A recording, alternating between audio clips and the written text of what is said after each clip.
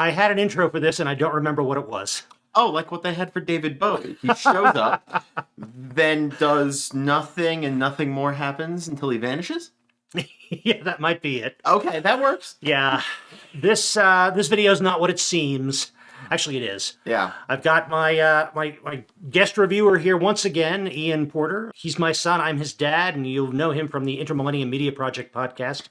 But I took him to the Alamo once again to see Twin Peaks Fire Walk with Me. Twin Peaks is something that we watched. Oh, that's a pre-podcast. The fact that we watched Twin Peaks and then spent months talking about it, that's what kind of gave rise to the podcast. Oh, that's a pre-podcast. Okay. We've never actually addressed it on the podcast. This is a preview. That's right. For the record, this is a Drafthouse Diary for Friday, February 24th, 2023. And we went to the Aspen Grove Alamo to see this, but they were showing this movie, Fire Walk with Me, at Alamo Drafthouse theaters all over the country because it was Twin Peaks Day. If you know the first episode, the pilot of Twin Peaks, the day that Agent Dale Cooper is driving into the town of Twin Peaks is February 24th. So that's Twin Peaks Day, and it was a fine opportunity to go to the Alamo, get yourself some coffee, and see this movie. And, when Twin Peaks was canceled, rather unceremoniously, without much chance to really wrap things up, fans of Twin Peaks, and I absolutely consider myself one, you're not going to find too many bigger fans of Twin Peaks than me, but fans of Twin Peaks at the time, what? Really? We are going to find Ian, who I've raised another Twin Peaks fan. Yeah. Yes. You fans of Twin Peaks wanted more of what they loved from the TV series. So David Lynch made the movie Twin Peaks Fire Walk with Me, which absolutely refused to give those Twin Peaks fans what they wanted. I disagree. Okay. So, the pre-roll did an excellent job of this. Twin Peaks was known for being weird, for being comprehensible and incomprehensible at the exact same time, and for being wildly full of speculation. A lot of what I actually would consider modern internet theory, like community stuff, the more I look back, the more I find one of its origin points to be Twin Peaks. Oh yes, Twin Peaks on Usenet and IRC gave birth to the way internet is used by fandom. Well, not solely, but it was one of the big influences on how fandom developed as the internet grew. And the pre-roll did a great job of showing all of this through the rest of media. The movie itself, I'm just going to say here, did a fine job answering plenty of questions about the world of Twin Peaks. None of the questions about the story of Twin Peaks the show. And I think that's a clear distinction to state. Yeah, fair enough, because the story of Fire Walk with Me, it is a story that we already know what the story is. We already know how the story is going to develop. Most of the story is the last 7 days of Laura Palmer's life. And the Twin Peaks, the series, begins with the discovery of Laura Palmer's body, and it's the investigation of her murder. So the movie has a bit of the investigation of another related crime that we hear mentioned in the opening of Twin Peaks, and then most of it is about Laura Palmer. You're right about that balance that Twin Peaks had, that comprehensible and incomprehensible. It was utterly bizarre and unapproachable, but in a weirdly accessible way, if that makes any sense. Every sentence makes sense in most cases. Right. The order of the sentences makes no sense. It's paragraph salad, not word salad, in terms of discussion. And part of what we got in the series was this collection of characters, some of which we liked, some of whom we liked, some of whom we were confused by, some of whom were a combination. And we got very, very few of those characters in this movie. This movie is in both the sense of timeline-wise and in some ways narratively a prequel. Absolutely. To the Twin Peaks story. Because the things that this movie follows are all of the threads that we know converge in Twin Peaks later. And we know how that's going to turn out for the most part. We know Laura Palmer is going to have a terrible, terrible week and then die. We know that the investigation of the Teresa Banks murder a year earlier was inconclusive. There's nothing to really hope for in this movie, even in terms of justice. We know eventually there will be a resolution about the Laura Palmer murder because we watched the series. But that doesn't give us anything to expect that might be hopeful in the movie. Right. And it's definitely not a feel-good movie. Oh no. No. It is really about a bizarre, about 35 minutes or so of a bizarre investigation that leads nowhere. And then the rest of the movie is this spiral into destruction with Laura Palmer. Yeah. It is very distinctly two stories in that sense. And that makes sense when you learn things about how it's produced, being this, like, they didn't have guarantees of everybody beforehand. Right. So they kind of filmed one story, and then they were able to get more of the cast again and film the other story they needed to. Right. A lot of rewriting on set, a lot of changing of the story in the edit, which works in the way that David Lynch makes movies.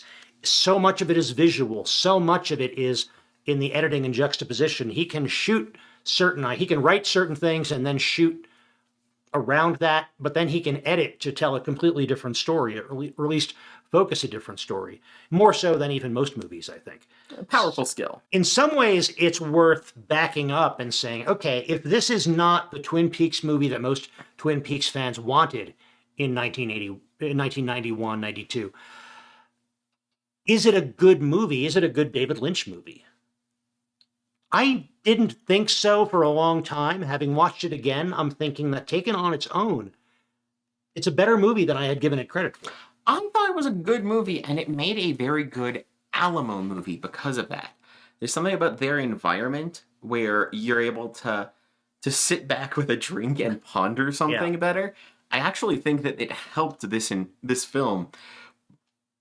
Because for all of its weird wildness, Alamo can be at times a more film studies-y, introspective kind of movie experience than other, just going to a theater and sitting in a box chair can be. Especially for a movie like this, that they're reaching back decades to show an old movie. You know that the people who are there aren't just there because they wanted to see, okay, what's new this week? I'll go to the movies. They saw that there was a screening of this movie and they wanted to see this old movie specifically for these reasons. And it's always fun to be in a crowd like that. It was interesting to notice some of the places where people laughed during this movie. I don't think were intended as laugh lines, as jokes in the movie. And yet there was some of it was just nervous laughter about how weird things were.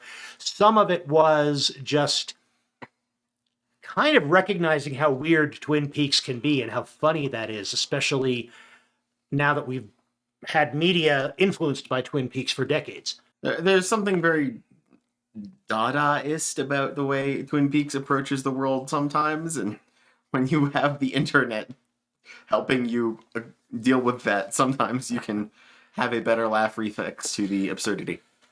And I did pay more attention to the structure of this movie this time watching it. I think some of the FBI stuff was tacked on. Some of it was kind of literally tacked on when they didn't have Kyle MacLachlan. Then they got Kyle MacLachlan, so they added some scenes with him in an FBI field office. Which, weirdly enough, even though they were definitely tacked on feeling, they were my favorite parts. Oh.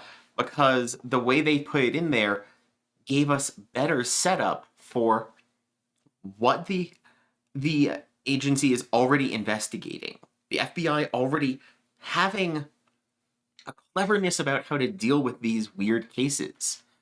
We see them break down a code they were passed.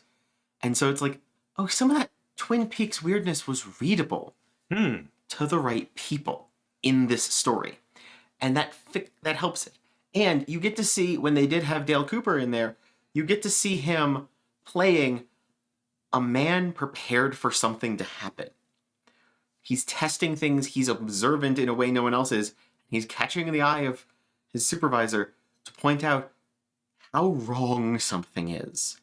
Because he's already got this feeling, And it makes sense why he's the one they send to Twin Peaks there. Mm-hmm. So those actually helped give some of that explanation of the world, but not the story I was describing, because it made part of how the world of Twin Peaks functions make better sense when you look at the FBI in Twin Peaks. And that means I almost want to go back to the series and re-review it, rewatch it, knowing how they function a little bit more and seeing if that adds to it. And part of that with Agent Dale Cooper, some of what we see of him in the series makes a little more sense when you realize that he is kind of very accepting of the very strange kinds of events he encounters in Twin Peaks, because he had witnessed strange and supernatural things already in his career, which, as you say, is maybe why he was sent there by Cole. In some ways, it takes some of the edge off Twin Peaks if you think about this first, which I don't like as much, but it's all very consistent when it comes to that character, and it explains more of why he's there and why he's responding the way he is. And then the rest of the movie, when it comes to Laura Palmer, you know it's not going to be a pleasant story. You know it's going to end horribly.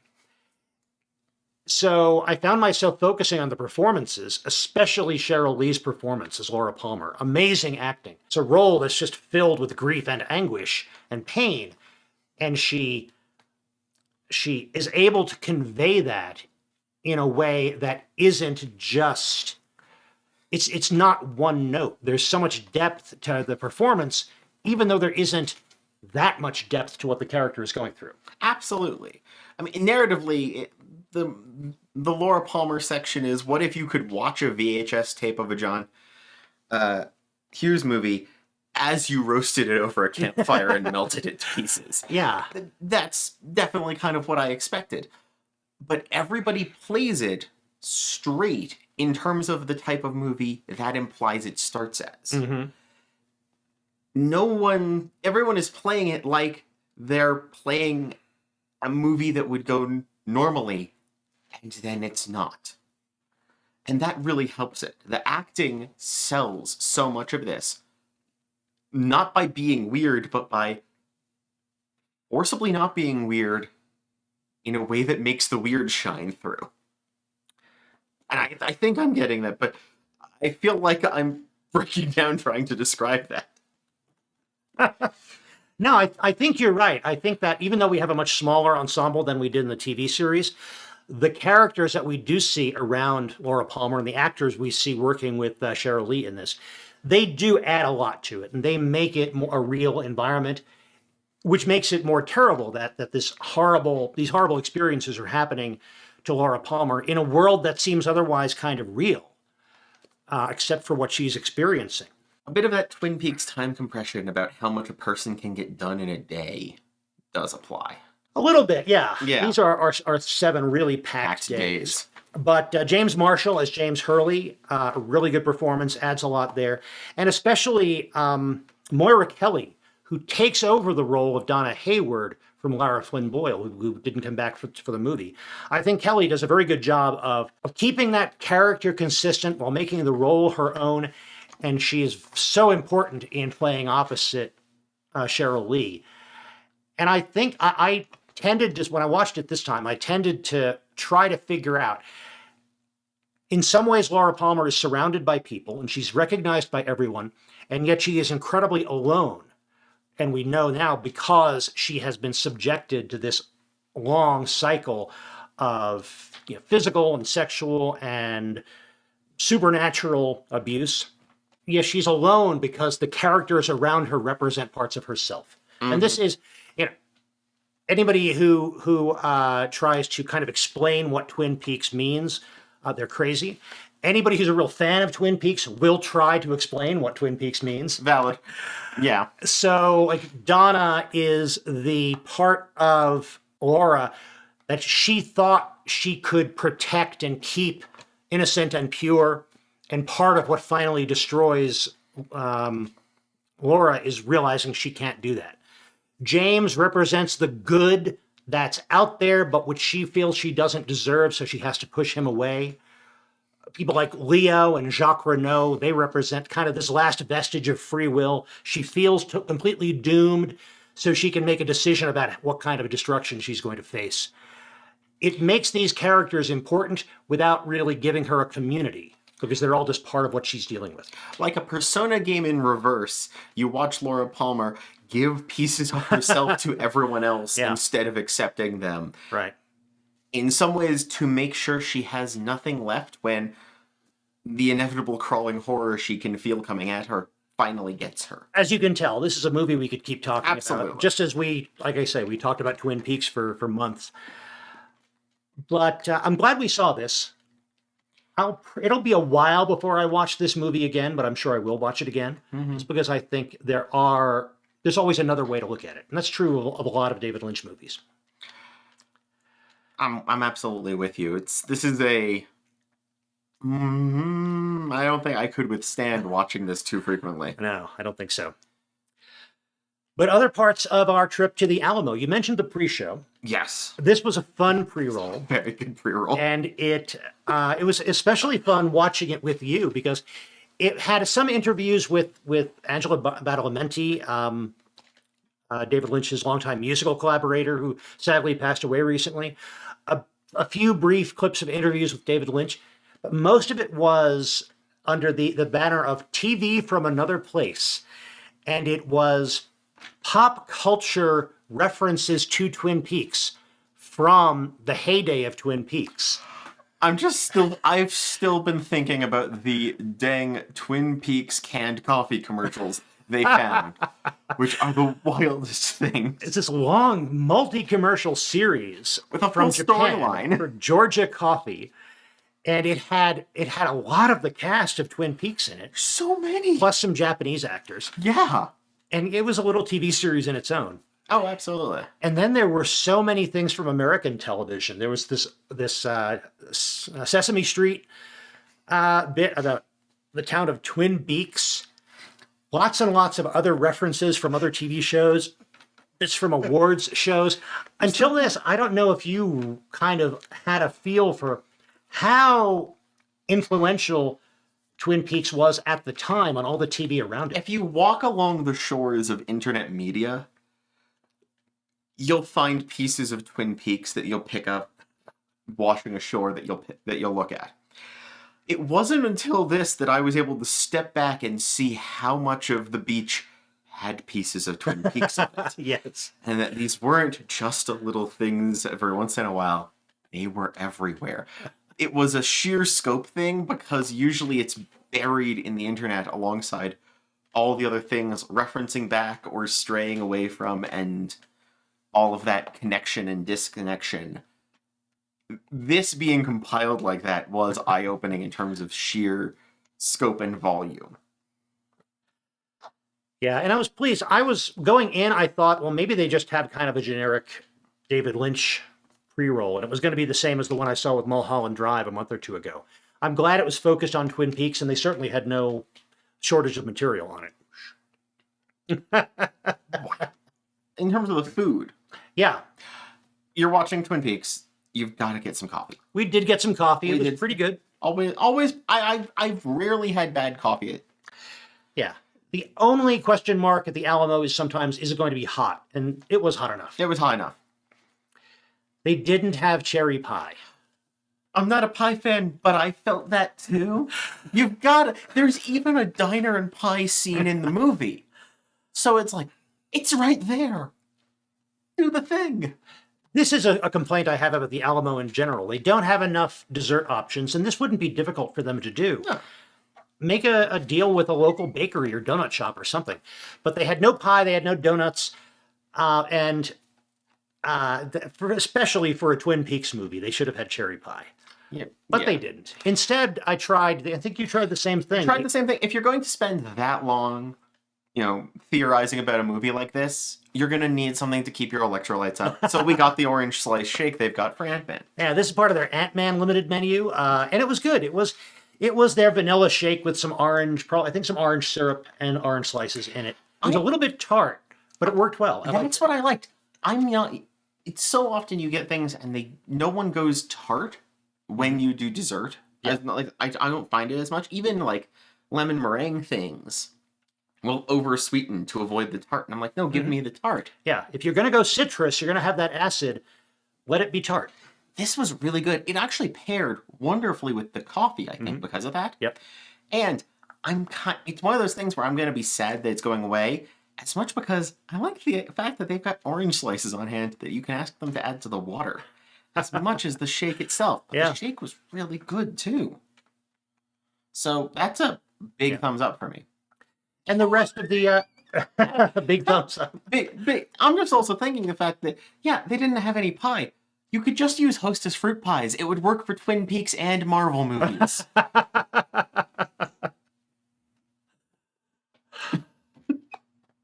And the rest of the visit, the theater was fine. It was a pretty crowded show, but service was good. The server we had, she rolled with our good-natured complaints about not having cherry pie. So I would say, all in all, it was a strange movie, but a good visit. It felt like the Alamo was excited to do this screening as much as anything else. And that's always a good thing when they're able to bring that energy to begin with. It was a really good visit. One of those screenings that brings me back to that feeling that Alamo is a movie theater that's run by movie fans. That's one of the reasons why I go there so much. Exactly. Well, thank you very much for joining us. And Ian, thank you for joining me for the movie and for this this video. We'll be back with more Drafthouse Diaries soon. I think you and I are going to go see Ant-Man next. So you might see more of Ian. Yay! And I'll certainly be back with more reviews. I hope we'll see you then. In the meantime, enjoy your movies. And when you do, stay till the end of the credits.